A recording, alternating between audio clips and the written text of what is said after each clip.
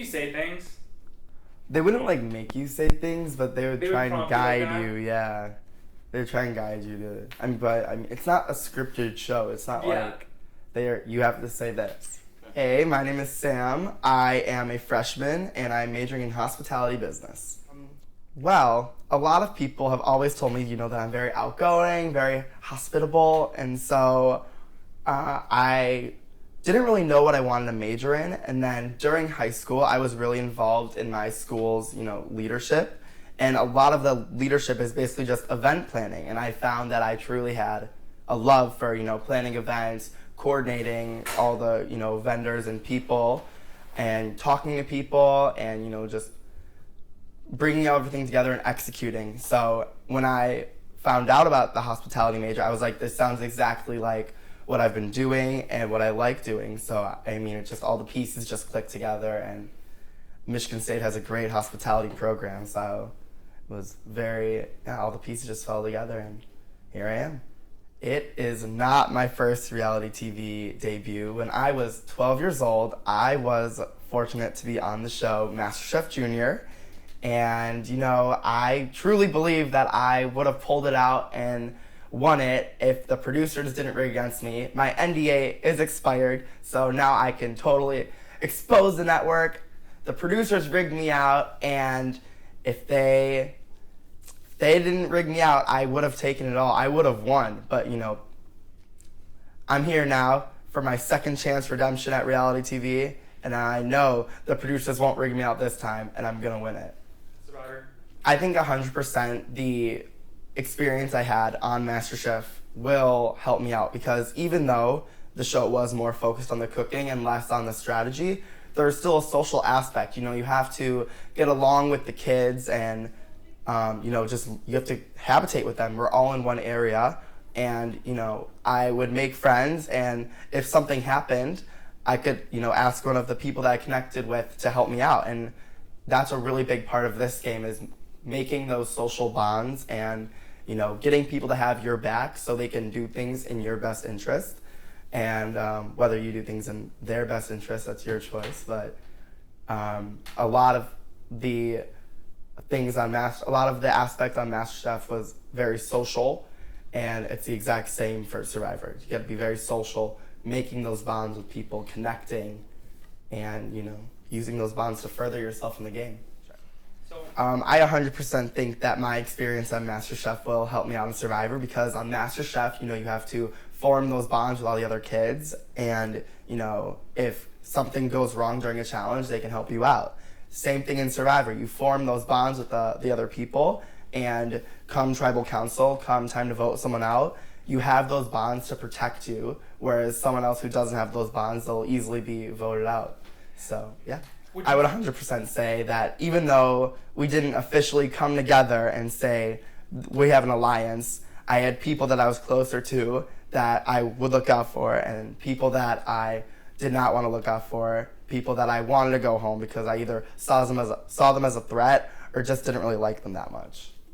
On MasterChef, I definitely had some unofficial alliances with people, just a few people to have around me, some other strong competitors, and I definitely want to do the same for Survivor. Find the strong, the most social people to align myself with to form a really strong group that I can move forward with in the game. I don't want to come off too cocky, so I don't think I will understand it the best. I think the understanding the strategy portion is so complicated, and I think there are going to be some people who just have a better grasp on it.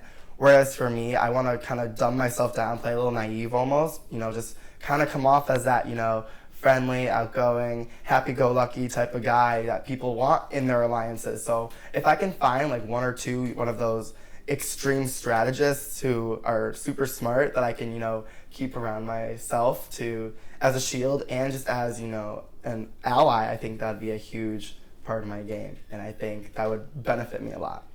I think the dynamic of going from one of the oldest in MasterChef to one of the youngest in this game will definitely affect me a lot. Like, I'm coming in fresh from high school. I just moved up yesterday, and there are people who, they're starting to make plans after college or starting to get real jobs. I'm just starting it out, and I think the difference between freshman year and your senior year, and even in grad school, it's huge. The amount of life experience you get while you're in college, I don't have that yet. A junior or a senior, they already have 3 years under their belt. So I think it will definitely be a huge difference. But I've been told all my life that I can hold conversations with adults. I'm very mature, so I think the age difference in talking to people, I don't think that'll be a barrier for me at all. I think I'll be able to make those connections with freshmen through grad students. I think when you're starting this game, you're looking for reasons to form an alliance, and a great reason is your age. Form all the young people together and just have each other's back, and just having that a loose alliance, just I won't vote for you if you won't vote for me. We don't have to be working super tight knit, but as long as you don't come for me, I won't come for you. I think it's a huge thing. The whole thing is trying to connect with people, and an easy thing to connect with someone is your age. So I think definitely I could totally see myself aligning with other freshmen if there are any other freshmen in the game. I think I will be the best at the social game. I don't want to have to rely on a physical game because I don't perform well when my back is against the wall. I would much rather, be in the middle or the top and stay there rather than on the bottom and work my way up. But, I'm very athletic. I go to the gym a lot. If needed, I can pull out a physical immunity win, but I definitely think that the social aspect of the game will be my strongest attribute going in. Yeah, I think the strategy and it's so hard because the strategy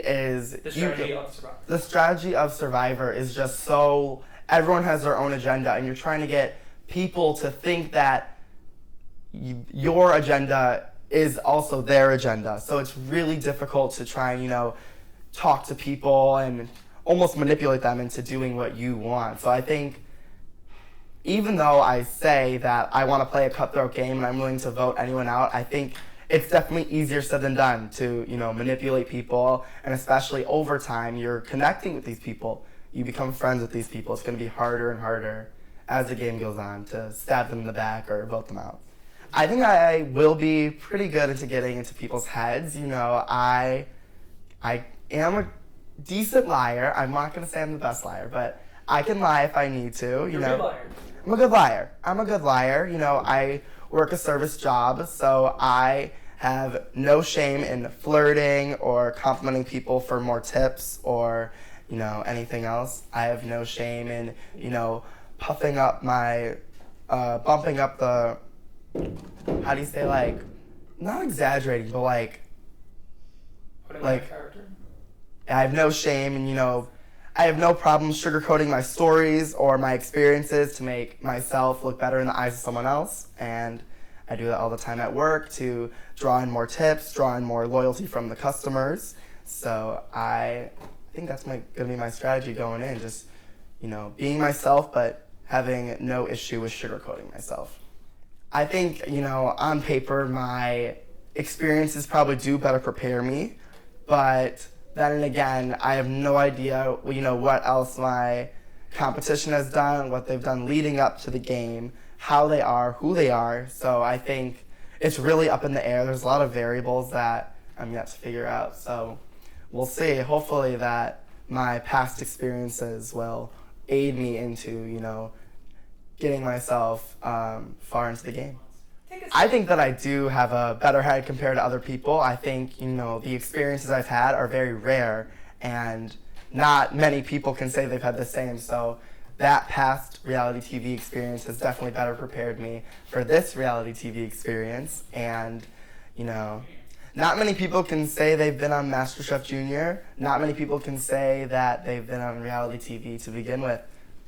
I believe that I do have a leg up on the competition because of my past experiences with, being on TV, being under pressure, going back to a regular life and, going to school, having a job, dealing with multiple things at once. I think I can handle all the pressure that, some other people might break. Cooking could definitely be an advantage because, you know, these upperclassmen, they could be on apartments with kitchens and, you know, invite me over. I'll cook a little meal for you and secure a little alliance, perhaps. You know, that's pay you a little food. You'll pay me a little loyalty. You know, everyone likes food. Everyone needs to eat food. So I think I could definitely use food and cooking as a bargaining tool and an advantage to gain those allies. I got 10 episodes in, you know, it's a lot of episodes in. So even though I didn't pull out the win, I'm still very talented. I'm still very much involved with cooking. I'm still very much cooking. The recipe for a Survivor win has got to be, you know, 1 cup of flirting. We got, you know, a little teaspoon of stab you in the back, a good old half a cup of manipulation, and 1 full bunch of kick-ass. Don't put that in. That was cringy. We're going to put that